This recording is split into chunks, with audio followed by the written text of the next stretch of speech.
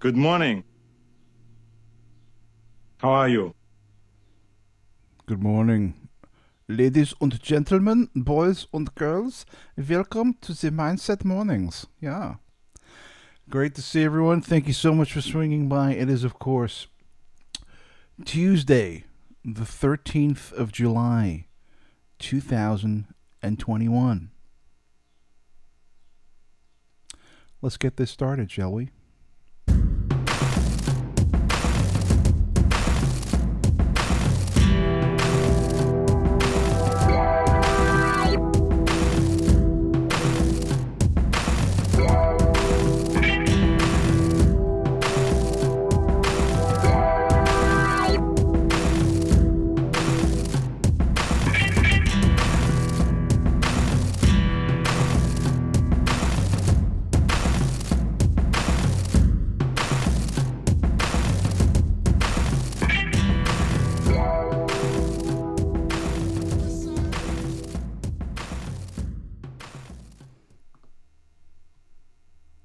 Yeah, baby. Well, good morning. How are you? I even said it in my own voice. I didn't even do the. Good morning. How are you? I'm doing okay, Arnie. Glad to hear from you. How's everyone doing on this fabulous Tuesday morning? Here I am once again, stuck in front of a microphone, looking into the camera, saying hello to everyone from all over the planet. If in fact you're on this planet, sometimes I wonder if I am even on this planet. We got a great show lined up for you today. Of course, we have the man, the myth, the legend, Mr. Ben Emlyn Jones from the International Church of Bemlin. He will be joining us in about 25 or 30 minutes, where we will get into the bases at the Barge conference that took place over this past weekend. And Ben will fill us in on all the details and let us know everything that happened, the good, the bad, and the ugly. But I'm sure everyone had an amazing time at the conference, and we'll get the skinny on that. We'll find out exactly what's going on. How is everyone doing this morning? I'm doing okay. I'm still kind of, sort of waking up. I'm still not fully, completely conscious. But then again, are any of us completely conscious throughout our lives? And we start today with a philosophical question. Well, first I gotta get some coffee. And I'm gonna move away from the mic so you don't hear me. I have to sip it because it's too hot to guzzle. So I have to do little sips, and I don't know if it might put people off hearing me doing so.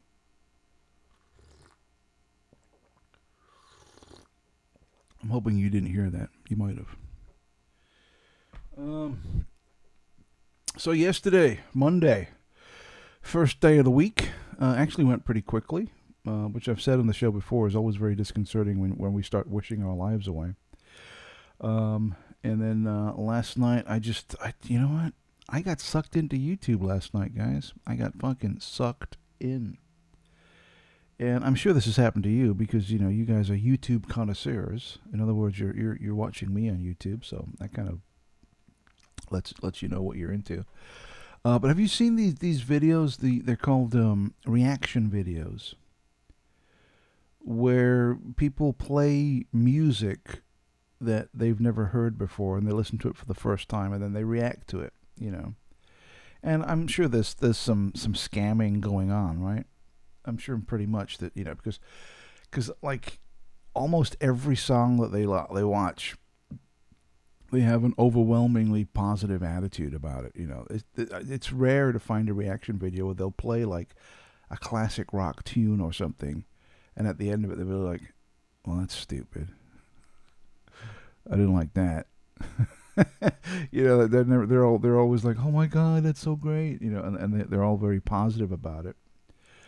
But there's a few out there that are really good, and they're very enjoyable to watch, and it kind of gives you, well, me at least, or maybe I'm deluding myself. I probably am. I'm probably deluding myself, but it gives you hope for the for the current generation, because when you listen to modern music, the music that the kids are listening to, baby. If you listen to that, and you're over 40. You immediately know that it's absolute shit. right? That it's complete fucking garbage. Now, of course, if you're 25 and under, you would completely argue that point with me, and very soon you'd be saying, yeah, but you're old. You don't understand. You don't get it. And obviously the reverse is true, right? The reverse is completely true. Because you're older, you have more experience, and you understand music better than they do, and you can tell them, well, this is fucking garbage. And it is. But it gives me hope for the future of music when you have people on these reaction channels who are like, I don't know, 25, maybe 30, and they're watching classic rock, like they watch Joe Cocker and all these old school, people who had legitimate talent. They weren't hitting a button on a computer and dragging loops around to create a beat. They were actually playing real instruments and making an amazing sound. When you heard their voice, that was their voice, not their voice through some fucking pitch shifting, make them singing tune computer algorithm. So it's like real talent. And to see, young people watch this stuff and be like, oh my God, that's amazing. Now, I know they could be faking it, of course. It could be BS. It just, it feels good to like, oh fuck, finally, there's hope. There's hope that people will snap out of this fucking nonsense that's being pumped into their heads from fucking Spotify and Apple Music and all these streaming services that are overwhelmed by nonsense. So I got sucked into that a little bit last night, and as it is with YouTube, think, well, I'll watch a video, and you click play, and then like 3 hours later, you're still fucking watching videos. It pulls you in because you go from one to the next, to the next, to the next. And I found there was some great ones, some great little reaction videos that I watched. And I hope that it was legit, Like I said earlier, they could be faking it, of course, because it's extremely rare to get a negative comment on a video, right? You never find someone listen to a song and then be like, yeah, I didn't like it. That wasn't very good. That was stupid. Never happens. It's always positive. But anyway, that was my Monday evening. I was planning on watching a movie or something. A friend of mine recommended Fear Street to me, and I have to be honest, I didn't even know what he was talking about. I was like, Fear Street, what is that? But apparently, it's like this new Netflix slasher movies, a series of slasher movies that are set in the 90s and before, maybe the 80s, that are like, reminiscent of, classic slashers like Halloween, Friday the 13th, all those kind of movies. And he says they're very, very good. So I'll be checking that out. I don't know, maybe I'll watch one tonight when I get home from work. I don't know. Maybe I will, boo-boo. Okay, Yogi. All right, let's dive into the chat and see who's here and say hello to some people. Say hello. Good night, mate.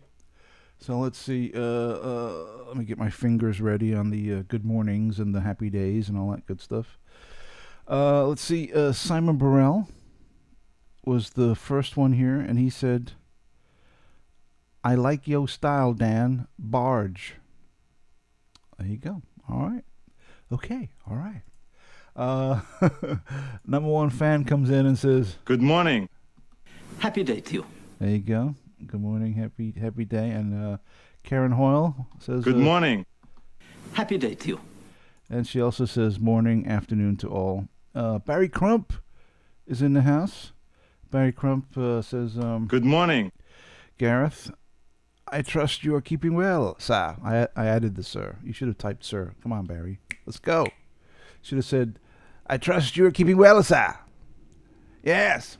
Anyway, glad to see you here, Barry. Barry also has many questions for Ben.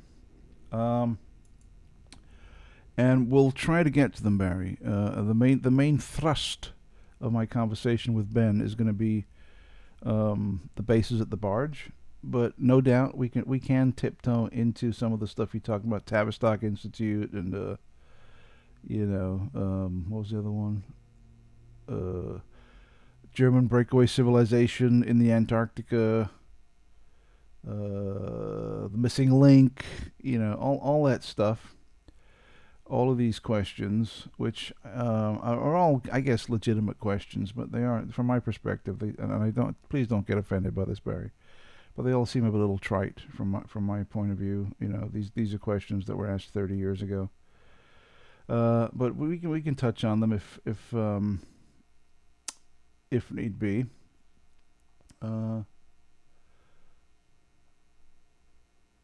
What is this? This is interesting. He says, considering some within the UFO community perceive Matt Williams to be a hoaxer who led poor old Reg Presley along with others on a wild goose chase. I haven't heard that term for a long time, a wild goose chase. That's great. How was he received at the bases conference? Well, we'll absolutely ask Ben about that for sure, because it has to do with the bases. So we will 100% talk about, because Matt was there. I think they were all there, and I'm sure they had a great time. I wish I had been there. Andy Young says, Heidi hi, campers. Heidi ho, Andy. And of course, Dark Corners UK says, Good morning. How are you? There you go. Welcome, Dark Corners. Karen Hoyle, is this going to be Heidi hi? Am I going to have to pull a Heidi hi clip to play because everyone's doing the Heidi hi thing? I don't know, man. Now, that's a show I haven't seen for a long time. Heidi High.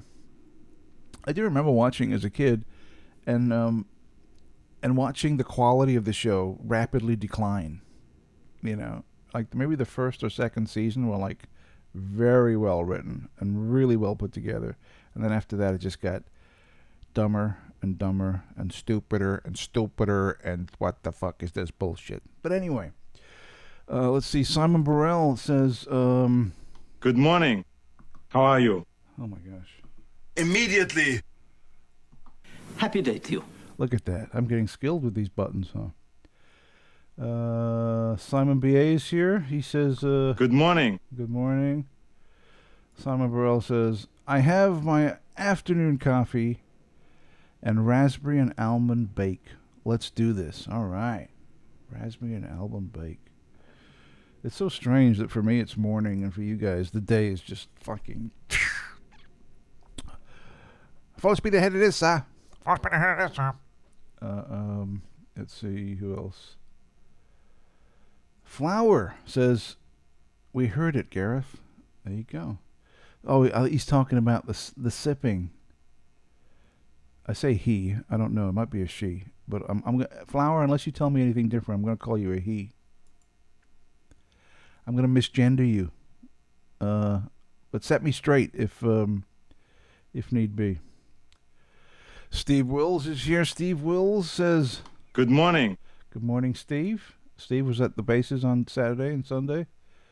So he'll give us some, Ben will tell us what Steve was up to. He'll spill the beans on you, Steve.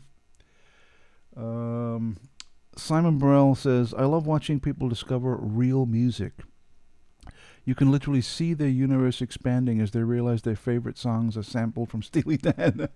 That's true. When I was watching this stuff last night, there were several moments where they got their headphones on, they're listening, and then the chorus will start, and they'll be like, no, and they'll have to stop it, and they'll be like, yo, I can't believe it, and their minds are blown.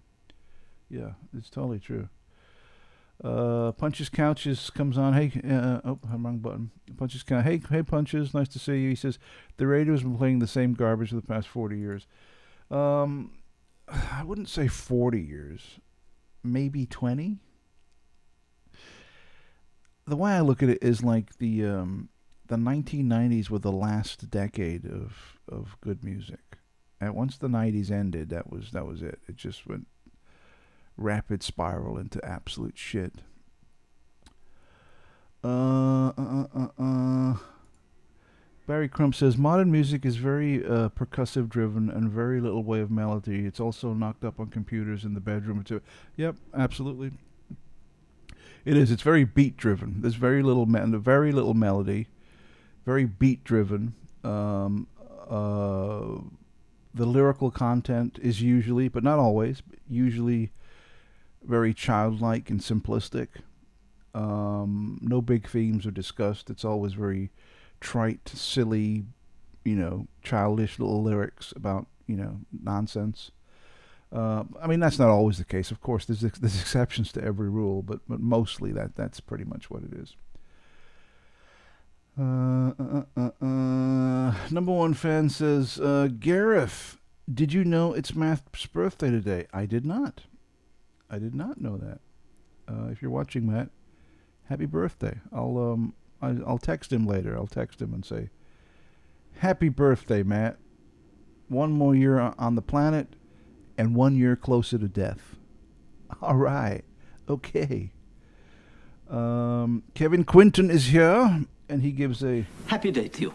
There you go. And Richard Kinzit says, just a fast blast. This is a fast blast. When I met Miles, and I'd had some beers in me, and for those of you that know me, I'm pretty sarcastic and stupid, sober, but once I get some beers in me, I get pretty bad. And I was like, Miles, you got to do it, dude. He's like, what do you mean I've got to do it? You got to give me a fast blast right now. He said, I'm not doing that. Come on. And everyone's looking. It's like, come on, dude, you got to give me a fucking fast blast right now. And he said, okay. And he had his pint, he put his pint, and he goes, this is a fast blast. And I was, yay! That was fucking great. Let's see. There you go. Ladies and gentlemen, we have an update. Simon Burrell has successfully demolished the raspberry and almond cake. And you're going head to head with Mr. Williams today. I am? What do you mean going head to head with him? Oh, is he live streaming too? I didn't know that. How inconsiderate. I didn't know that. The bastard. Let's see. Happy birthday, Mountain. Oh, he's 50 today. No shit. Wow. That's great.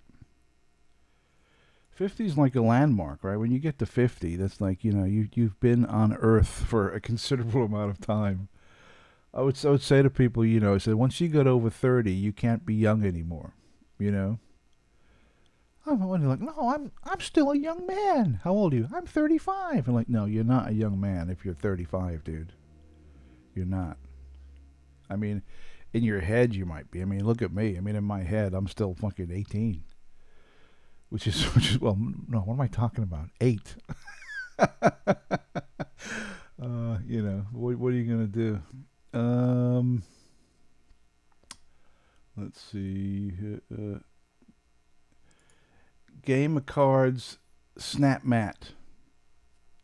I'm not sure what that means. I mean, I know what snap means, but I'm not sure what it means in reference to Matt.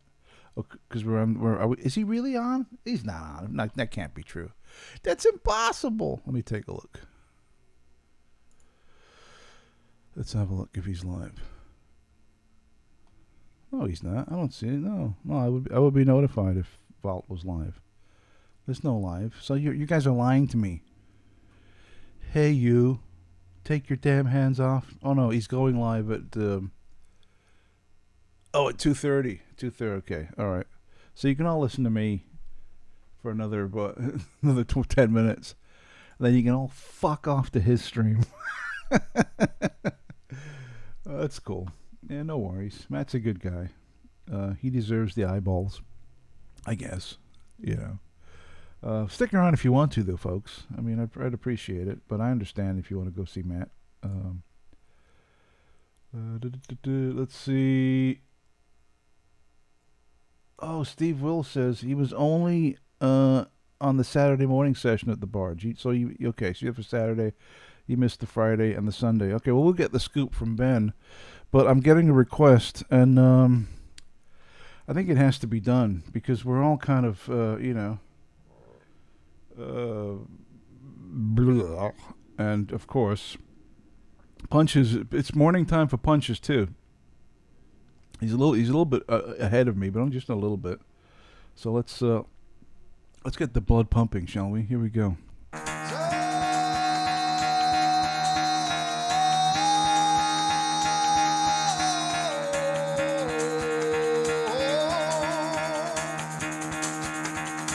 Get the fuck out of bed, bitch, go.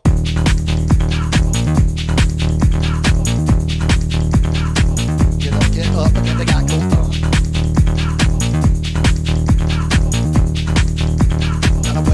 Time to wake up, bitch, get up.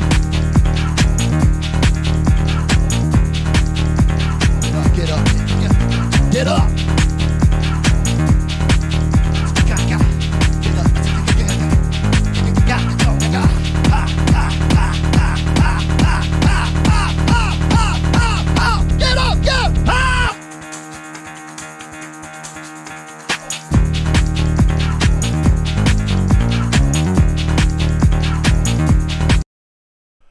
Here you go. Hope you enjoyed that. I certainly did. It's always great to hear Mark Rebule.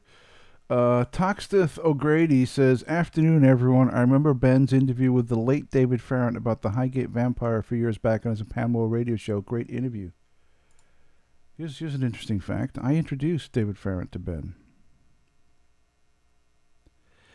And if you look on this channel, there's a video interview with myself and David Farrant together in the same room. So check it out. I'm a big Highgate mental case with all that nonsense. Let's see. Good music, but we seem to have ended up with rave and gangster rap since circa 1990s. I don't know. There's a lot of people that I know that are like, hardcore hip-hop. They love hip-hop. And even they think that the golden age of hip-hop was the 90s. After that, it's kind of steadily gone downhill. So. Let's see. D-Row. D-Row says... Good morning. Mindset. What's on today, mate? Are you working after the show? Unfortunately, or fortunately, depending on your point of view, from a certain point of view, I am going to work right after the show. Yes. Such is life. Bills to pay. These bills are not going to pay themselves, D-Row. Unfortunately. Punches Couch says, "I'm 34 and I'm not old." Yeah, you just keep telling yourself that, Punches. You'll believe it. Let's see. Frank says Matt goes live at 2:30. There you go. Very good. Yeah.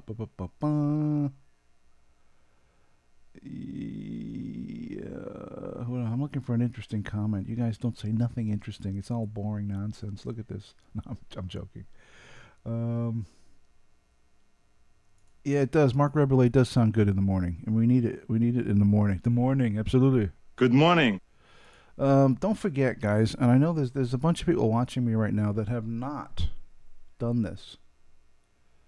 Please subscribe. Subscribe and give me some thumbs up. We only got 13 likes. Come on, let's make it to 15. Just hit the button. It takes half a second. It's real easy. It's the easiest thing to do on the planet. You just go like this. Click. Done. Look at that. Boom. Easy. It's super easy to subscribe, too. Just go subscribe. Beep. Hit the button. So... Do it now. Immediately. Thank you. Come on, don't bullshit me. Yeah. So please subscribe. Consider subscribing to the channel. Exactly. Let's see. Yeah, you can't match the guy's energy. Mark Ribule's energy is off the chat, the charts. Okay, yeah, and Sublime Exploration says, "Boom, I'm up, G-Man and all." Yeah, that's right. Let's see. All right, let's see if we can get Mr. Bemlin on. Let me see if he's available, and we'll get the scoop. We'll get the scoop, baby. On there he is.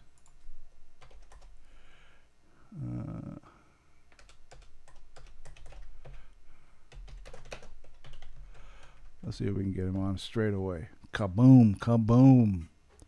Hit that like. Hit the like button. Subscribe. Join us. Come on. Get your asses over here.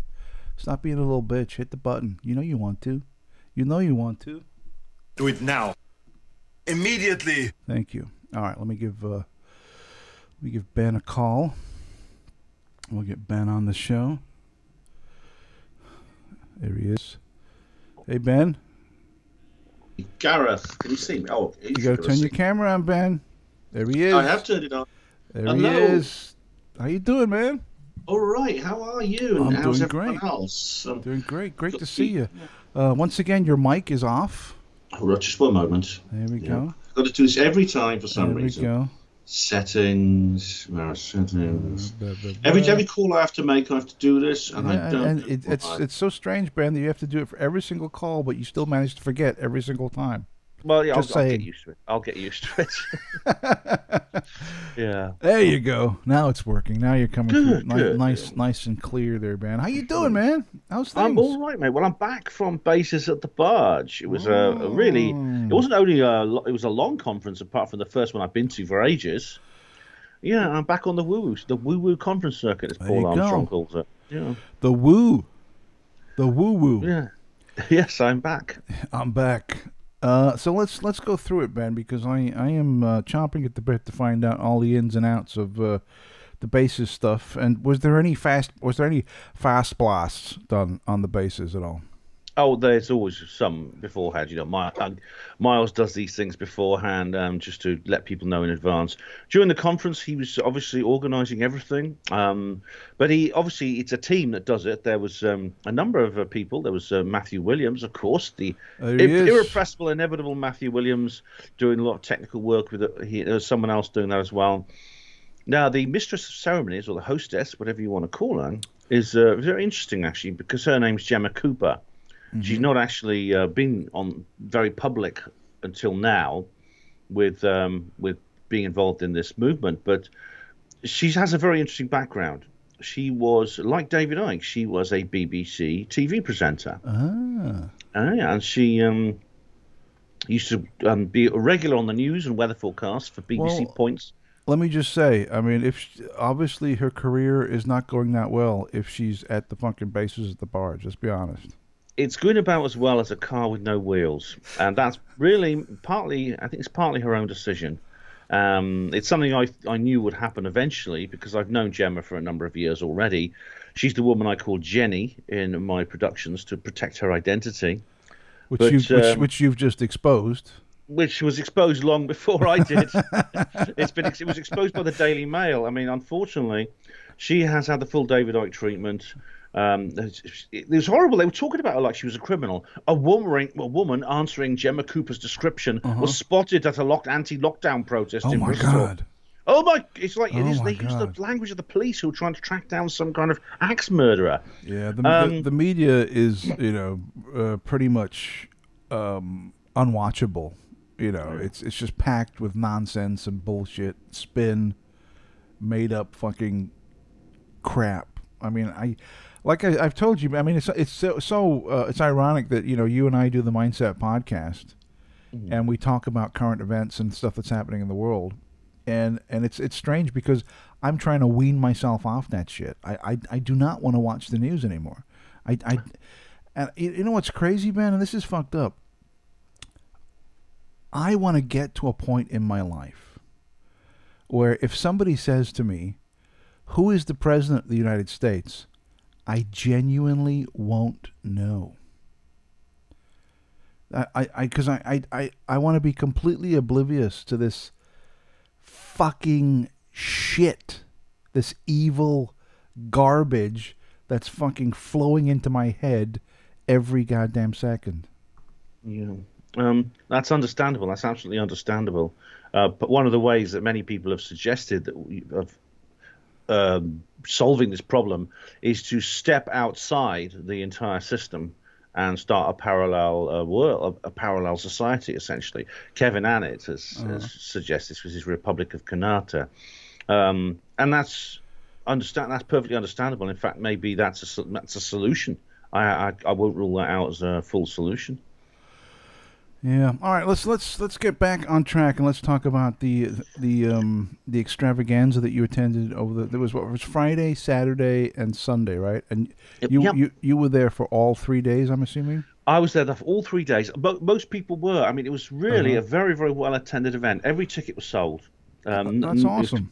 Miles will have broken even on this, and I'm very, very pleased for him. That's I very really cool. am. Yeah, very, very good. Yeah, he has deserves that. Actually, he really deserves it. I think there may have been an element of what the media are currently calling revenge tourism involved in this. Wait. What the hell is revenge tourism? Have you not heard that term? No. Ben, I don't watch the media anymore. Remember? Of course. Well, you are. Yeah, I explained it. Yeah. What is it? What is that? Revenge tourism is basically people going on very extravagant holidays post-lockdown. It almost is a way of subconsciously striking back at the system or whatever created the lockdown, or the coronavirus, depending on your beliefs and things like that. It's almost a subconscious urge to strike back. And so that's what is known as revenge tourism. Revenge tourism. It's become a bit of a buzzword here in Britain. It may not have spread to the United States. Yeah, no, I never heard of it.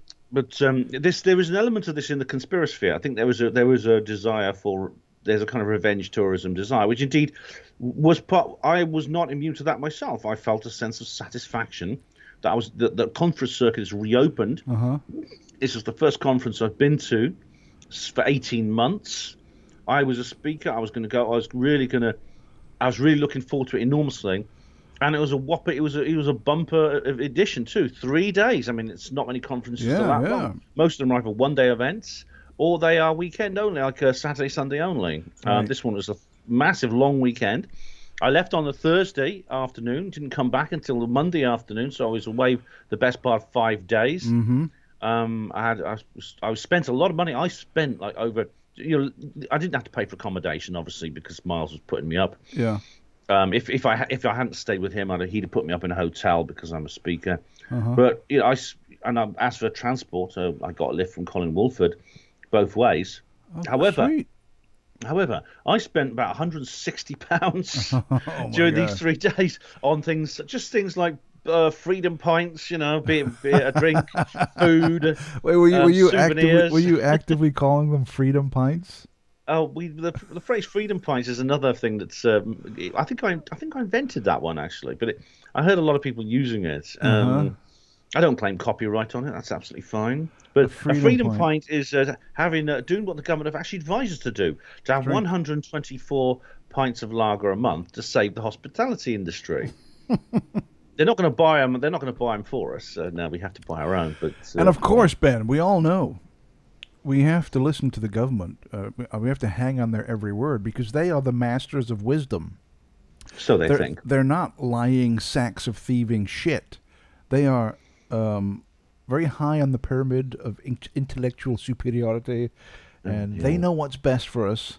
And what they say, we must follow without question. We must never look at them as these incompetent fucking buffoons who are liars, thieves, and con men. We must never look at them that way, Ben. Never. Heaven forbid. No. Heaven forbid. No, well, our health secretary, Sajid Javid, he's just replaced the disgraced Matt Hancock, who was only disgraced he was disgraced long after he should have been, quite frankly. He has just made an announcement. It was Boris followed up with his own announcement saying, yes, we're going to lift the lockdown on the 19th, but we must stress this is not the end of the crisis. Hospital admissions will be the equivalent of a winter outbreak of flu. I think they're hinting here that the lockdown might actually be restored in the autumn, so we may get like a couple of months. Yay! They're sowing the seeds, aren't they? They're sowing the seeds by putting in a message about the winter. What would happen, Ben? What would happen if the government said, "Okay, all these businesses need to stop, and everyone needs to stay home," and everyone just said, "Nah, I'm not doing that." And the businesses stayed open, and everyone got on with their lives. What do you think the government would do? Well, it'd be like the poll tax. They wouldn't be able to do anything. Exactly.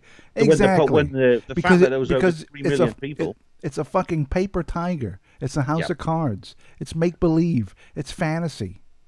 If everyone just said, I'm not doing that, dude. Sorry. My business is staying open. I'm going to do whatever the fuck I want. You know, they'd be like, but you must do it. And I'm like, nah. Exactly. They are dependent actually on minimal opposition, which they can then Yeah. crack down on. Right.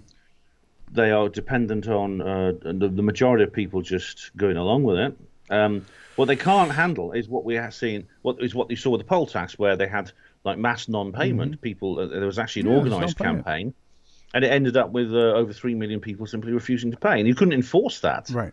Exactly. You couldn't. I remember the being in the porters. When I was a desk porter when I was early in my career, we had like pigeonholes for the medical students. They were filling up with like final demands and things like that. The magistrates' courts were backed up probably to the middle of the 23rd century with cases of dealing with cases of non-payment. There's no way you could ever process that. None of the suspects would ever live long enough to get to court. Right. You'd have to prosecute their great-grandchildren. I don't want to give them ideas. But so that's really, I hope this is what we're seeing now with the coronavirus. I know that the most important thing is the V word. I don't know what you can say on YouTube. Yeah, let's try not to go there if at all possible, Ben. All right. People must refuse to have the V word. If you don't want the V word, it's the medical treatment that's being offered to protect you from the you-know-what disease. Yeah, let's go back and talk about the Barge. Let's go back to safer territory. Okay. I know there are many draconian rules that are in place to stifle free thought and free speech on this platform. So let's try and comply with them as best we can, so that I don't get strikes and bans and all kinds of stupid shit from these retards the stupid algorithms they have in place, because they are the bastions of truth, knowledge, and wonder. So first day, you show up, you walk in, the door's open. What happens? Well, the event was in this beautiful place called the Barge Inn, which is Honey Street, Wiltshire, and it's an absolutely fabulous location. It is absolutely wonderful. It is a lovely pub by the side of a canal in the Vale of Pewsey, which is a beautiful location, which you have to see to believe and feel the energy of the place. It's kind of like how was the weather? Was it nice? Did the weather stay good? To begin with, yes, it got wet later on, but to begin with, the weather was lovely. The Friday, the weather was beautiful. The Barge Inn is actually a bit of a gathering place for people from the crop circle community, New Age, spirituality, hippie type people. There's a campsite next to it, which is like full of hippie type camper vans and things like that. It's a lovely place. The Barge actually had a hiatus as an Italian restaurant, which didn't work out, as Matthew Williams told them it wouldn't on his channel, and now has been returned to its former original glory. Form. Yep. I'm pleased to say that if I hadn't known that these idiots took it over and tried to change it before they sold it to someone with more sense, I wouldn't have known that had happened. It was restored. It's been restored perfectly. Even the famous mural on the ceiling of the pool room has not been obliterated. It's still there. Excellent. The venue was actually in an annex which has only just been built. It was opened just last year, and it was like quite comfortable chairs. There's a bar there. There's the stage, and the first day concentrated on ancient mysteries and forbidden history. So the speakers were Edmund Marriage and Maria Wheatley. And who else was there? Somebody else. But Edmund Marriage was interesting. He talked about Atlantis, the fall of Atlantis, and the rise of civilization in the Middle East, Sumer, things like that, and how there had been a thriving culture that was wiped out by a cometary impact and came back after that. Maria Wheatley. Can I ask you a quick question? Yeah. Now, on the Basis channel, Miles gets his fair share of mental cases on the channel. Now, it is. It's a mixed bag. You get some people who are legit, and you get some people who should be in a padded cell. Let's be honest. But did any of those show up and give speeches? Did anything like that happen, Ben? The quality of speakers, I would say, was very good, generally. I don't think any of the people who were there were what you could call mental cases. Edmund Marriage, for example, he's quite an elderly guy. He's been doing this research for a long time. I remember seeing him at Probe years ago, and he's written a number of books. Maria Wheatley is a field researcher and courier. She actually runs tours and things like that around megalithic sites, for mostly in Britain, but she actually does some abroad as well. And she talked about the long-skulled people. You may have heard of this. Oh yeah, with the skull with the head goes like a cone head basically. Yeah, there are Yeah, people yeah. with a different shaped heads to us. They appear in, for example, some artwork. For example, ancient Egypt has a number of statues depicting people with different shaped heads.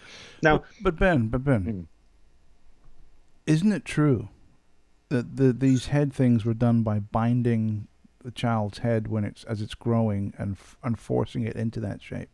It's not like they were born like that. It is true. It was they were they would bind the head so that when the skull formed, it would form in that weird, shape. Right? It is true. It is true. You can actually alter the shape of a person's skull when they're in early infancy by binding their heads to make sure, because the skull plates then form in a different shape. That can be done. It is done mostly in Central America. Some of the cultures from that time did that. It was said to donate status. Now, the question is, the thing about it is, medical examination of these skulls has shown that it was not deformation by head binding. They are naturally that shape, such as the Paracas skulls and the skulls of Salisbury Plain. They are naturally that shape. It's possible that the head binding was actually that people did it to imitate those people, that particular group of people. Otherwise they were anatomically very similar to us. They were shorter than us. They were smaller, shorter in stature usually by about a foot, and they had these strange shaped heads. But otherwise they were anatomically similar to us. They're not listed as part of the human family in traditional paleontology, such as the Homo erectus and the Neanderthal man and people like that. The long-skulled people are not given a name. They're not called Homo longscullius or something like that. Whatever the word is in Latin. They're not. Homo longscullius. Holocranius maximus. Cranius maximus. Something like longscullius. Yeah. Yeah. So the question is, why is that? Because the evidence exists. Maria actually visited a vault in Oxford University here, where they actually have these skeletons intact. The question is, why is it that we don't know about it? It seems odd that this is not talked about outside of what you might call fringe woo-woo circles, like the ones Maria moves in. So it appears there's some form of suppression here. She's noticed it also with Stonehenge. She studied various megalithic sites, and she believes that some of them were built by the long-skulled people. She believes that the long-skulled people became extinct round about the middle of the 3rd millennium BC. But before that, they built some of the megalithic sites. They built because the Stonehenge we see now is actually just the most recent version of it, which actually began somewhere around about 2000 BC. But there were earlier incarnations of it using different. Some of the stones are much older. There's believed to be structures with wood as well, which were even older. So what's up? Have you seen these photographs from like the 40s where they're like building Stonehenge? Have you seen these pictures? What's up with that? What's the that deal was a with bloke called, what was his name? Maria told me what his name was.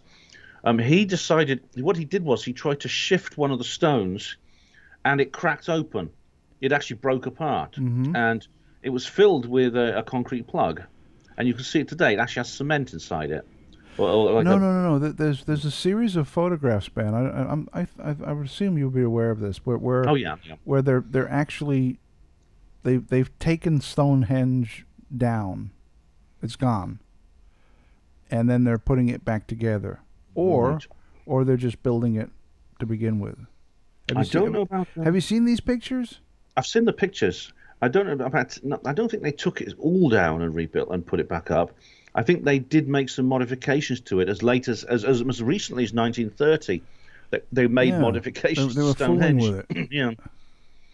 So Maria would know all about that. But when you see Stonehenge, that's not like legit. It's not like these stones have been in these positions for thousands. No, they haven't. Not all of them. Some of them have, but not all. They've just been fucking built in the last 100 years. Well, not all of them have. You I mean, know? some of them have been there for thousands of years, but others have. They've been there, but they've actually been rearranged very, very recently within the 20th century. Uh-huh. And that's, to me, Maria. I mean, I don't want Maria's. I can't speak for Maria. I think there's something sinister about that. Maria believes that the long skull people, the Stonehenge of the long skull people, is very different to the one we see now. It was actually designed to follow not the sun but the moon. It was a moon temple rather than a solar temple, which indicates that the long skull people had a different religion to the round skull people. The round skull people being you and me, our ancestors. Right, right. Now her research obviously is based on speculation, okay? No, it's based on observation that she has made. And speculation, right? Because you observe something and then you make some shit up to explain what you're observing. Now, that's not saying she's... Not making up. Not making up. This is based on observations of astronomical alignments. This is absolute fact, then. It appears that way. I don't know if she can prove it, but it appears based on the observation. Not quite. No, it is. Well, it's speculation is when something comes based on intuition. Maybe you're missing. Okay. I'm not saying she's wrong. All right. Okay. All right. I'm not saying she's wrong. Okay. But I'm not saying she's right either, right? You know, this is not solid fact. This is speculation. Well, all right. If you define speculation that way, then yes. Yeah. Right. Thank you. Thank you, Ben. Thank you. So when so you get there on Friday, you see. Did you immediately go to the bar? Who'd you meet up with? Who did you see? Who are you hanging out at the bar, propping up the bar, drinking your freedom pints with? Who are you hanging out with? Oh, loads of them. Well, I didn't get drunk. I had a couple of on Friday. I didn't drink anything on Saturday until after we left. Well, excuse me. I met up with Colin Woolford was there. A couple of my friends from that area, Gemma Cooper, of course, who I've got to know quite well, and Matthew, and who else was there? All so many people I just suddenly saw again. It was wonderful to see them again. Yeah. And some of the other speakers I know, such as Julie Phelps, she was there. She was one of the first people I met, actually. And we had a dinner. We had dinner in the famous Barge restaurant, which is very, very nice. You can they do fantastic food there, actually. You've got a lovely menu. And it was just so wonderful to see all these people again. And I was really on a real high. I really was. And I just... Everything went off without a hitch. Everything was cool. I mean, it sounds like that it was a great success, that it worked. Everything worked out perfectly. It was great. Well, there was a few hitches. I mean, Sunday had to be completely reorganised. I'm still not exactly sure why, but if you look at the schedule for Sunday, it's listed people like Michael. There's Michael Shrimpton, Remy Rodriguez, Dr. Richard Fleming, and Kerry Cassidy. Those people couldn't come. There was also Deborah Hatswell of the British Bigfoot research community. She couldn't make it either. We were left with Julie Phelps and Tony Topping and... who replaced Tony? Who else was there? St. Nicholas and what's his name now? His name's Duncan, but he calls himself a weird name. Celestial Paladin. That's awesome. Because Remy Rodriguez couldn't make it. I am Celestial Paladin. Yes. I don't know why he calls himself that. Yeah, I know. I love it when people have weird names, and it's not just like their weird name. It becomes like their name. It's so great. Yeah. So what was your lecture? What did you how did it go? Did it go off without a hitch? Were there any problems? All smooth? And what did you talk about? Oh, it was very good indeed. I did a talk on Saturday afternoon about called "What's Going to Happen Next," where I gave a series of perspectives on the next few years based on my research into current events. Current affairs and past events of the recent past, and I did this through a number of areas. I focused on the word thing we're not allowed to talk about, and UFOs. Ah, okay. And those are the two major issues I think affecting the world today. There are other things too, but those are the two major things. I'm sorry, someone just texted me. I do apologize, Ben. Okay. It's amazing. These things they come to grab your attention and pull it away. Yeah, no worries. But it was very. It went down very well. I did my talk for an hour. Mm-hmm. Ideally, should be longer. I timed it an hour and a half, so I had to like cut it down. I can do this quite easily, actually. If I've got a stopwatch, I know where I am. I can sort of restructure it while I'm doing it, almost to cut it down. Did you get a round of applause, standing ovation? Yes, I had very good feedback from it. People liked it. Very cool. I also, because it was uplifting. I said at the end, I gave some what I think are reasons we should be optimistic about the next few years. Okay. There's no guarantees that everything's going to go well, but I think things are looking up. There are various reasons for that. The case of UFO transparency, which has reached an unprecedented level. Yeah. There's the more. I think a lot of people, despite a lot of disagreements on this, a lot of people do understand the C word and what it's doing and what it's all about, and the V words and things like that connected to it. Yeah. And also, a lot of people, I think, I think, for example, 35% of people in Britain I know have said they're not going to have any V words. Okay. And that to me is very encouraging because it would make the V word passport impossible. Yeah, I mean that's the thing with you, Ben. You are you're an optimist. You have a very positive outlook, which is it's kind of endearing, because we so many negative stuff out there. And it's not like you're blind to it and you're walking around with blinkers on and you don't want to acknowledge the negativity and the nonsense that's flowing into our brains every day, but you kind of put a positive spin on it and try to make the best of it, which I think is commendable. Thanks. I mean, when it comes to optimism, I mean, there are some people in some circumstance that have a mindless optimism, which they use to escape the factual issue within a really, really unspeakably bad problem. In my case, I can actually explain why I take this position.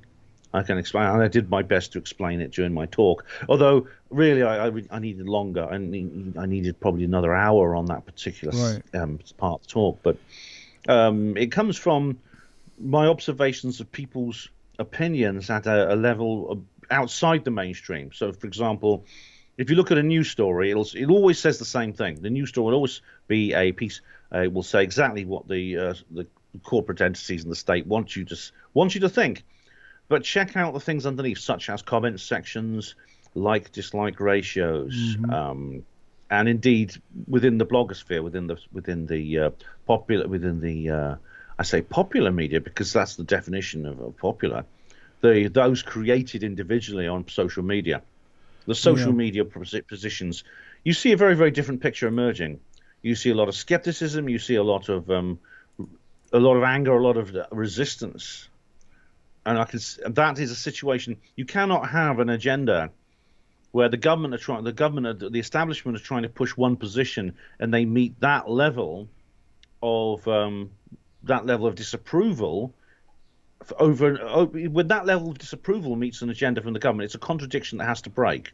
Yeah. It can't get you. I know that we've talked about this before. You say, well, people will say one thing in private and they won't take any action, but that situation is not sustainable. It really is not.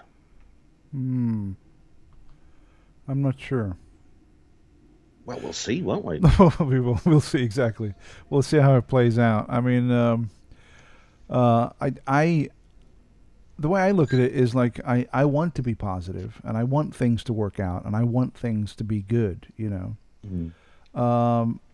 but to get a valid look at future events, you have to look at past events, right?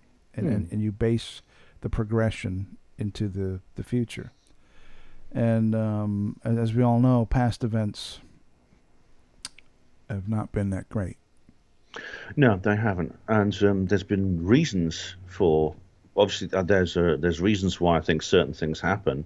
Very often it's not the reasons that we're presented for. So, for example, in 9/11, we're told that outside forces acting for their own personal motives infiltrated the U.S. airspace with hijacked airliners, crashed them into buildings that then turned to clouds of dust Right. as a result of those impacts and the fires. That's what we're told. Obviously, the other side of the story, I think, is factually correct. Is that's not the case. I do mention this in my talk that opinion polls seem to support what I've said about people's awareness. So, for example, the assassination of John F. Kennedy. 51% of Americans don't believe Oswald acted alone. So after all this time, and after all these decades that the media has had to force people to forget, it hasn't worked. It has not worked, which means this is, I think, if it hadn't been for the Kennedy assassination and the fact that people saw through it so quickly, when 9/11 happened, you probably wouldn't have had, again, that moment of pause where people go, hang on a minute, what's really happening here? Yeah, that's true. But see, I hate being contrary to what you're saying, Ben, but I kind of have to. I mean, I know, but I know, but I always feel bad doing it. You know what I mean? I don't want to. I'm like, oh fuck, I'm going to disagree with Ben again. And I don't, I don't want to go down, but you kind of have to, right? I mean. Yeah. But it's nothing. It's nothing. I'm not doing it to be an asshole, or am I? No, I'm doing it trying to figure out what the fuck's going on. But with 9/11, even though what you're saying is true, still the vast majority of people would say that you're out of your mind for saying the things that you'd say. I don't know, dude. I don't know. Polls we're talking about come from Gallup, and they're very, very experienced, and also they tend to go along with establishment lines, as we saw during the last U.S. election. They state that the number of people who doubt the Roswell crash is as high as up to 40% of people now are suspicious of the Roswell crash. I think with 9/11, it depends how you word it. Like if you Yeah. The LIHOP situation is they let it happen on purpose. You get up like 25%. With the MIHOP, that is made it happen on purpose. It's smaller. It's like about 15%. But it's actually risen, actually. A lot of all these figures are actually on the rise, which I think indicates that the majority may be there, but it's not vast. It seems that people like you and me, I would say, are a small vocal tip of a huge silent iceberg. That's a great description. But a lot of these things, a lot of these questions, about 9/11 and JFK, they're tame questions, right? Because if you just grab random person on the street and you ask them these questions, hey, do you think 9/11 was an inside job? And they go, oh yes, okay, thank you, and then they go about their business. So, exactly, and even if they do really think it, so what? Okay, but we can post the poll. Hey, look at this. This many people think this. Yay. So what? Nothing changes. In an instant in history where that level of that kind of public opinion mixed with a state with a completely different agenda is sustainable. Has that ever happened before in history? What do you mean? Elaborate on that a bit. Has there ever been in a situation where the government get to do exactly what they like with the credibility crisis they're suffering at the moment? Has ever that happened in history before? I think that's a valid field of research. I can't answer that right now. I don't know. Yeah, okay. But from what I've seen, that's not the case. If you ever have a groundswell of dissatisfaction with the government, and the government has a particular desire and agenda, especially when circumstances themselves are going against it, then that is not a sustainable situation. What follows inevitably is an overhaul of that entire situation. Yeah. And I believe we're actually seeing the weaknesses and the lack of credibility is mixed with what is seems to be now manifest displays of ineffectualness from the government. Joe Biden, for example, he's still hiding behind his ring of steel, isn't he? I mean, hey, have you noticed that now? I've seen a few press conferences with him, and he's wearing the earpiece in the open now. It's not before it's just hanging there, like hanging, he's not even trying to hide it anymore. Have you seen that? I haven't seen. I noticed he has he's been using earpieces, but the fact they're not trying to hide him now, they probably like have given him a different one, and it's not molded properly to his ear, but they don't care. They're just letting people see it. It's crazy. I mean, the guy. It's embarrassing, Ben. It really is. It's embarrassing. I mean, the guy can't fucking get through a sentence. It's like it's people embarrassing.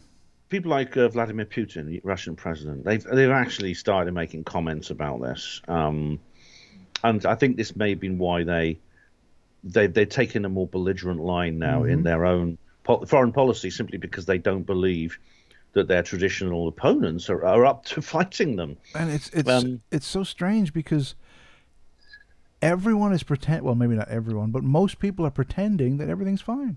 Yeah, President Biden. Oh, thanks, Mr. President. You're great. And it's like he doesn't even know what fucking day it is. He's out. You know, the lights are on, but no one's home. You know. The whole thing is an act. I mean, the whole thing is an emperor with no clothes situation. Everyone can see it. Everyone can see that this is, but they're going through the motions. They're playing this facade. And now, this is what happened in the Soviet Union. Now everyone talks about it openly because the Soviet Union is now receding into the past. But Russians have a very, very strong folk memory about this sort of thing. They would say everyone was repeating the lines that they heard in school because they were taught like Marxism, Leninism in school and things like that. And they would applaud the president, whether it was Gorbachev, it was one of the early ones like Stalin and people like that. Stalin, who was a very, very cruel and authoritarian man. They would applaud them, but inside, deep down, they knew it wasn't true. They knew they were just acting for something false. Yeah. And in private, if with people they could trust, they would say so. Yeah. It's and that's kind of the situation we're in now. The difference is we don't get sent off to the gulags now. It's not quite that bad for say. We do have things like we have our Twitter suspended and things like that. So I suppose we are lucky than the Russians of the 1930s. Well, there was I don't know if you've watched one of the more recent Joe Rogan interviews where he interviews Adam Curry. No, it's really good, Ben. I think you would really benefit checking it out. And he was talking about like how the media is a joke. Not Joe Rogan. Adam Curry was talking about how the media is a goof and the politics is it's all a scam and blah blah blah and so on. And he touched on all the cancellations and the cancel culture and the shadow bans and all this stuff that's happening in social media, through Twitter and Facebook and YouTube and so on and so on. And he said that it's fucked up that all this stuff is happening, but the fact that it is happening in the United States, this is the best country for it to happen in.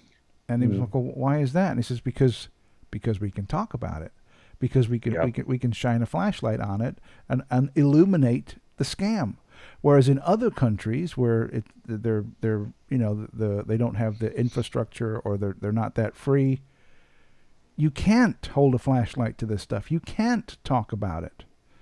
So the fact that this is happening is messed up and it's wrong, but we can discuss it and we can talk about it and we can point fingers and say, hey, what you're doing is wrong and explain why. You know what I mean? I must watch that interview now because I'll tell you what, he's absolutely right. And this is so that we have a kind of I think of a delicious irony in terms of a contradiction, because you hear all the time people saying things like, it's getting like North Korea, they're bringing in hate speech laws.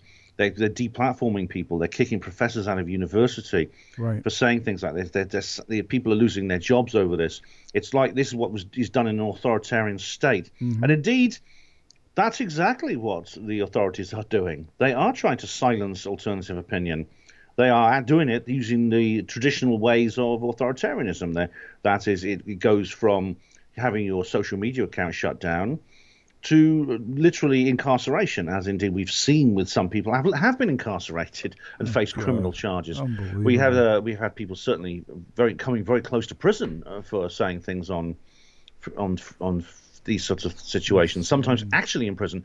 But the thing is, the delicious irony and the wonderful contradiction is that all these tactics for trying to shut down dissent are failing. They are backfiring abysmally because people can say them. People can point it out. Mm-hmm. And so I watched that interview because it sounds very interesting. Joe Rogan is a great interviewer. I think you'd really enjoy it. I think it was on last week, so it's in the last week or so. Just I don't know if you have Spotify or whether you can go and check it out.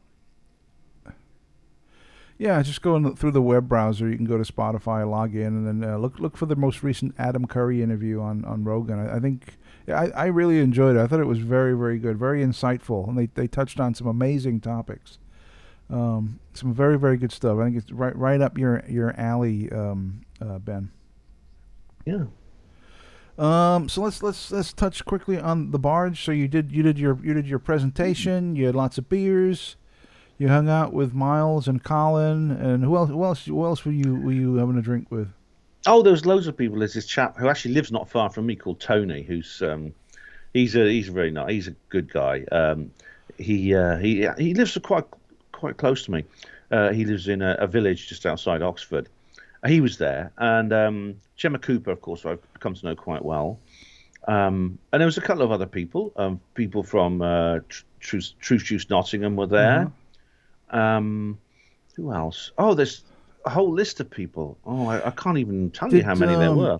Did Matt give a lecture or anything, or was he just doing the technical stuff? He did the technical stuff. He does do talks, usually on things to do with crop circles and that, but he doesn't, not very often. Matthew tends to be one of the backroom boys, and he does a good job with that, because in fact, Miles and Miles is sometimes he digs Miles out of real troubles with technical stuff, so they make a good team. He was assisted by a friend. I can't remember his name, but a friend of his assisted this time. Okay. So there were three people on the technical on the technical stuff. There's Gemma Cooper, who's the mistress of ceremonies, and the catering at the Barge is excellent. I mean, they put on a special meal for us and stuff like that, and they were fantastic. The cooks and the waiters and waitresses and things and the bar staff, they were fantastic. Because this is a public, this is like a normal pub, right?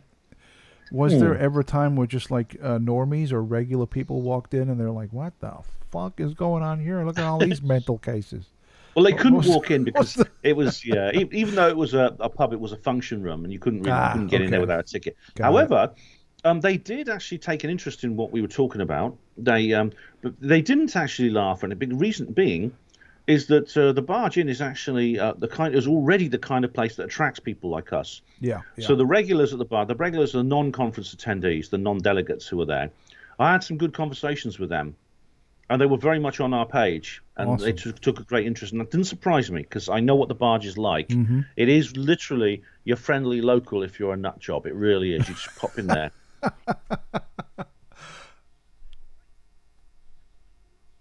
Yeah. Or a new age person. Right. But I do like hanging out with people like that. I think a lot of them are very good. It's on my bucket list, man. I'm gonna have to get over there sooner or later and go hang out at the Barge and have a beer or two. That'd be fantastic. I'd love to get you a pint of Area 51 cider in the Area 51 cider. It's Alien Abduction Ale, which is cool.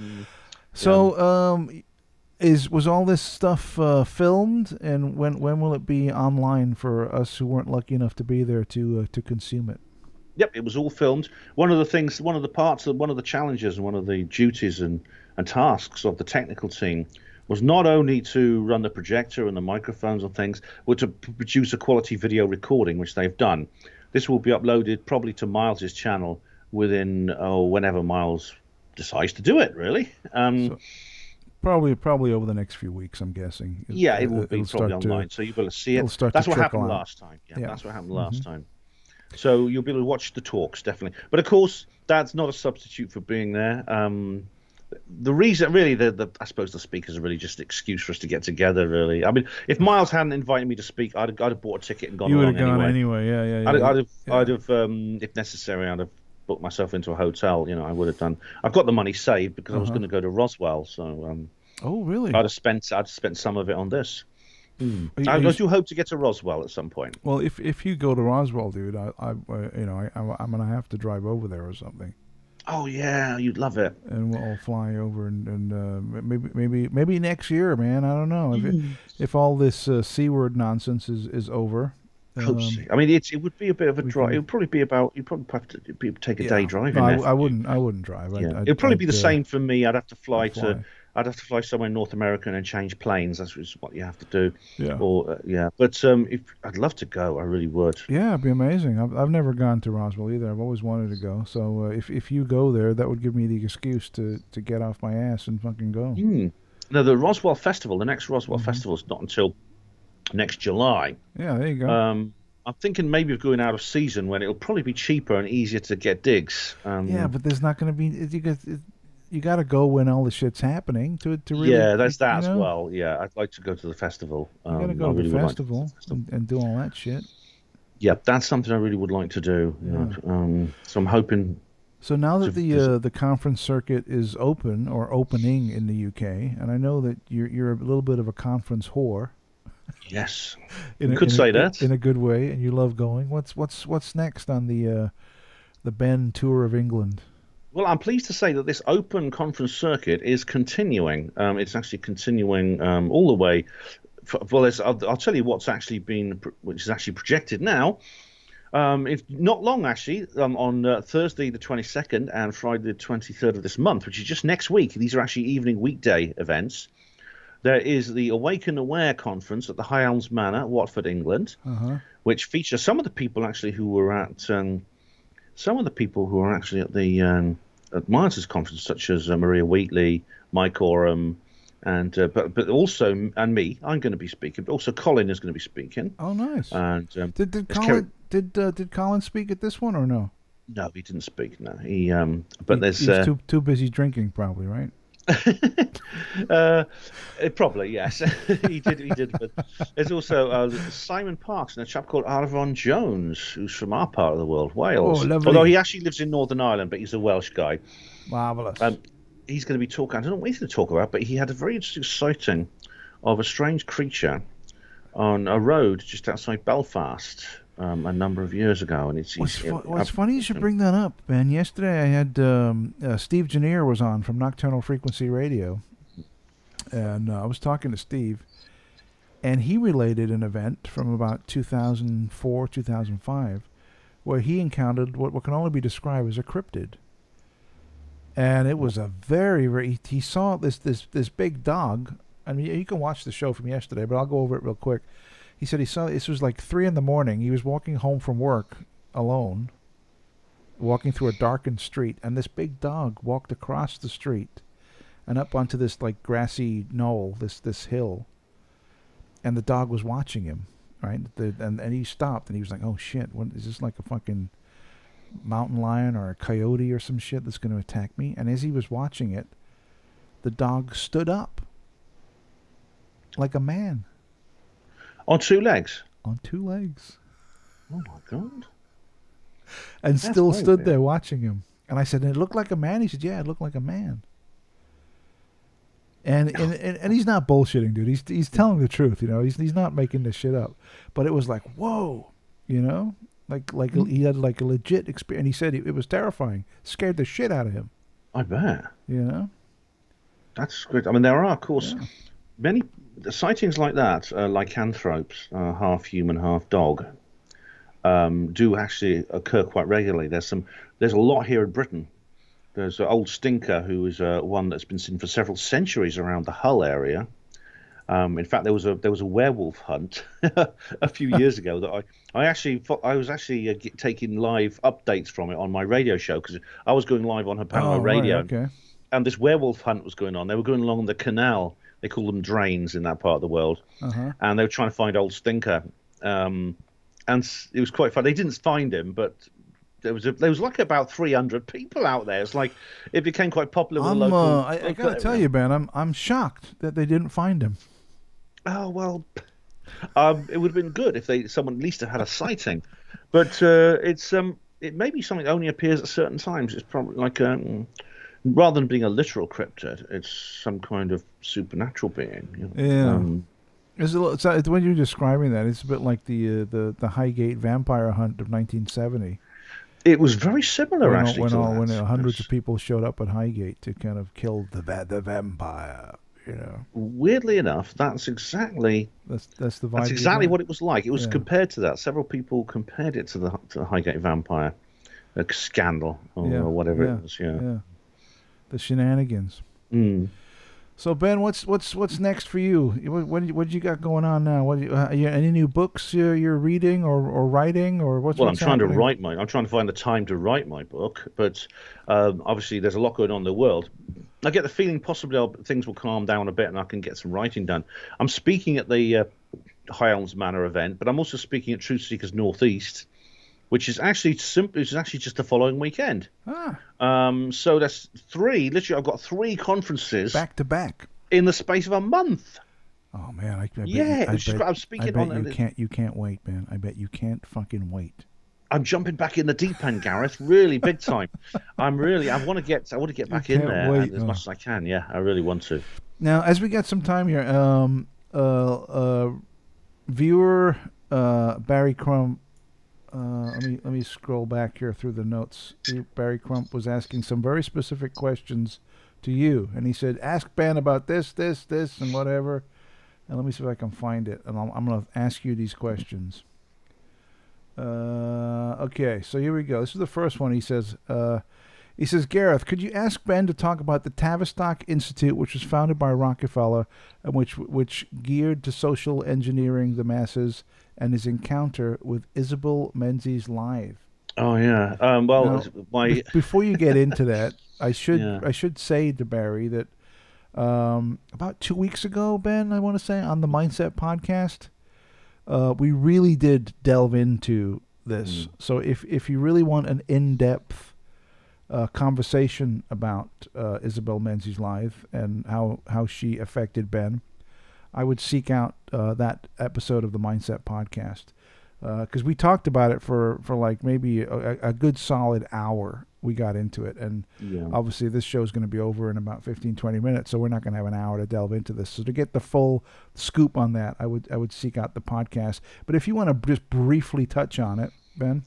Yeah, I think the word encounter is wrong. I mean, I didn't exactly encounter Isabel Menzies live. She became kind of my step-grandmother. Right. So it's a bit more than an encounter. She didn't move in, though, Ben, but she was there. No. She was in the house like almost every day, right? She was there most days. She would turn up for at least an hour and a half, probably every day. Okay. Sometimes for longer. And my dad sort of said half jokingly she'd adopted my mother, which was more than a joke. She did. Yeah. My mother, I think, regarded her as a maternal figure. All right. And because So another one. Let's see. I'm looking for another. Oh, he also says, Barry says, why are we so obsessed with UFO encounters primarily within the USA? Can you imagine what Russia and China have access to, not to mention Antarctica, Greenland, and Africa? What do you think about that, Ben? Any comments? Very good point. In fact, if you read my most recent article, at least the one, I put another one up since I got back, but the last one I did before I left for the base at the Barge, you'll see that I do state specifically, it's a good point. Why should this be centered on the USA? There's no real reason for that. Other countries, in fact, have the very same, are in the very, very same situation. They are complying with whatever worldwide policy has been instituted at the time of the truth embargo, but they also have, in some cases, increased transparency and ufologists. I get a bit tired, actually, with the wokists who they sometimes say about ufology, it's a fantasy which privileged white people in the West can indulge in, whereas in the third world they don't have that luxury. That is that's a very patronizing attitude to people in the third world. It's also, secondly, false. There was a very interesting situation in northeastern Nigeria where a town was overflown by a very, very large craft. The witnesses describe it as being like a flying city. The ufologists in Nigeria, there is actually a ufology community in Nigeria. They dispatched 2 investigators from Lagos, the capital, to travel to this very remote area and try to deal with this situation. It was not easy, actually, because this remote area, there were a couple of people there were quite they didn't quite understand things to do with spaceships and things like that, because in remote parts of that country, people are they're very sort of rustic. Yet, and these guys are sort of like in the cities and things like that, so they're much more modern. Right. But they did a very, very good report. So and also a lot. You're right. Other countries. I mean, for example, some of the best UFO sightings in the world happen outside the United States. That's not true, Ben. Stop. That's not true. That's not true. Stop it. Stop. The New Haven encounter in West Wales, and you are Welsh. Come on, Oh, man. come That's on something now. to be proud of. Fucking hell, Things my like that. man. Yeah. Bloody hell. I got two more quick questions from Barry, and then we'll start wrapping up the show. Barry says, if mankind evolved from the same African ancestor, then everyone's blood would be compatible, would it? Rhesus negative blood type appeared suddenly 35,000 years ago in Cro-Magnon. Where did it come from? Ben? I don't know much about blood types and things like that, unfortunately. As far as human evolution goes, there are punctuations within it, which I think, can't necessarily be explained by science. Usually when you go back much further, when you go back to the emergence of early hominids rather than later on. But people have commented, for example, on the structure of our skin, which is very different from other primates. The shape of our nose. The upright thing's not a big issue, because there were plenty of upright primates from about 5 to 6 million years ago. Mm-hmm. So we're obviously one that still survives. Possibly Bigfoot is another. Yet there was a whole list of them, and some people have mentioned other things. And mostly the biggest thing is our brain, of course, which is unique in the animal kingdom. And the skin thing as well, I think, is very. Some people have speculated that we actually we have within our ancestry aquatic creatures like the mermaids you saw in that documentary. Do you remember that it was actually not a real one, but it was really thought-provoking mockumentary about mermaids. No, what was that? I'm not familiar with that at all. Whoops. Yeah.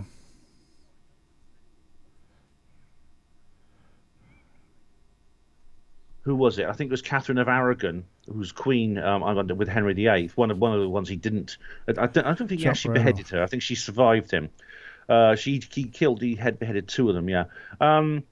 She possibly had rhesus disease because of her pregnancy record and things like that, although it wasn't diagnosed in those days. All right, final question from Barry. Barry's got a lot of questions today. He's asked a lot that I haven't gone over, but I'm kind of cherry picking the ones that we can get. Maybe get a good... Oh, before I forget, yeah. I met Scythantiops at the bases of the Barge. Do you know him? He's a listener. Who? Scythantiops. The name does not ring a bell. He told me his real name, which I won't repeat, but he exists. He's a real person. I won't tell you. But he's a listener. Did he have good things to say? Yeah. I had a good talk with him. It was nice to meet him. Awesome. Very Sorry, cool. carry on. Last one from Barry. Barry says, considering that some within the UFO community perceive Matt Williams to be a hoaxer who led poor old Reg Presley, among others, on a wild goose chase, how was he received at the basis conference? Pretty well. I mean, obviously, only he can answer this question. I certainly was not present when any hostility was presented towards him. Matthew's a controversial character, and I must say, a lot of that controversy he courts himself through his own responses, I must say. But everyone was actually fine with him, and most people just said it's nice to see you again. And as far as the hoaxing thing goes, I mean, maybe obviously Matthew himself will have to comment on this, but Reg Presley actually was, from what I've seen of him, I've read his book. He seems to be perfectly quite streetwise kind of guy when it comes to this sort of thing. I don't think he was led astray by Matthew. He certainly doesn't. I don't think he only doesn't mention Matthew very often in the book. So I think it's unfair, I would say, to say that he led Reg astray. I think if Matthew Williams had never come into his life, Reg would still have had the experience he did, and he would still have probably thought things he thought. He'd have done all the TV programs he did and things like that without Matthew. And a lot of it was true. A lot of what he talks about was true in terms of the crop circles and things like that. Yeah, I'm very unfamiliar with the whole wild goose chase thing. So, but I'll ask Matt about it the next time I talked to him, and I think a lot of the controversy he courts is because he has a twisted sense of humor. Can I do an impression of him? Yes, please do. This is please what do. I mean. Because if you watch his channel, I mean, his channel, he goes, Michael Glickman, or should I say Michael fucking Prickman? he loves it. I mean, Matthew, you wallow in this sort of thing. You enjoy it. Come on, mate. You do. It's great. Yeah, he does. He has a good twisted sense of humor, and I think that he'll say something to someone in jest, but they'll take it like he's being legit, and that happens to me a lot. That happens to me a lot too, though. It happens to me a lot. Well, I'll say stuff as a joke, but people will take it like, oh, this guy's a fucking asshole. I've done that a few times, haven't I? You have. You've taken my jokes to be serious a few times, but I think you know me well enough now that you get it. Do you know what I mean? Yes, I do. I've also got. I want to say that I want to pay tribute to Matthew actually for his sterling defence of the Barge Inn during a time when it was essentially it was being warped into something completely new and unacceptable to the loyal community who have been its patrons for a long, long time. The pub is over 300 years old. So, So well done, Matthew, for standing up for the real Barge community. And now, as I said, when I went in there, it was wonderful. You wouldn't have known it had ever changed to begin with. It had been completely restored. That's very cool. And of course, today is Matthew's birthday. Oh, happy birthday, Matthew. And we lost a bunch of listeners about half an hour ago because they all bailed over because he's live streaming right now, too. Oh, I see. So they all went over to see Matt. I have to wish him a happy birthday after this. I might pop over there for a little bit when we're done here just to say hello before I head off to work. Well, Ben, we've come to the end of our time together. I want to thank you so much. Always a pleasure, my friend. Always great to talk to you. Thank you so much for swinging by. And I'll talk to you on Sunday.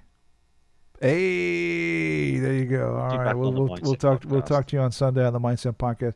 Have a great day, Ben. I will talk to you very soon. Have a good one, man. Later. Yeah, you too, buddy. Bye. Bye. There you go. And off Ben goes. Off into the ether to continue his adventures. All right. Let me just go through the chat real quick to see if anything else has been bubbling up.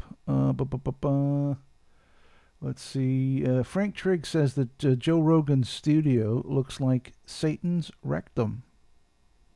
Okay. All right. Very good. Let's see. What else we got? I didn't ask Ben that. Barry says, will Richard D. Hall be at the Truth Seekers Northeast? I have absolutely no idea. Anthony Nicholas came swing by. He said, good morning, Gareth. Good evening, UK people. Lovely. Very good. Under a Blood Red Sky says, what's your views on Israel? That'll be another show. There you go. Paul Armstrong says, my favorite Welsh woos. Woos. That's the new thing. Punches says, I'm still here, Gareth. Had to get ice for the day. Yeah, the temperature. I mean, it's pretty warm here in California, but I'm assuming in Texas with the humidity. The humidity is fucking brutal, right? It's got to be horrible. Do you have air in your trailer, Punches? Hopefully you have central air, some kind of AC going on there. I don't. In my new apartment, I don't have AC, but I am fairly close to the ocean, so I can open all the windows and I get a nice breeze coming in. But if I keep the windows closed, it gets fucking hot. Barry says, that was good fun. Well, thank you, Barry. Appreciate it. Glad you could swing by. And Simon Burrell says, Ben Testic. Yeah, it is. Ben's a good guy. Ben is legit a good guy. In fact, he's so good that anyone who says they don't like Ben, I immediately become suspicious of. You know what I mean? Because there's some people it's very difficult not to dislike them because he's so, like I said, he's very positive. You know, Ben's a solid dude. And if oh, I don't like Ben, then obviously you're mentally ill. Let's be honest. Okay.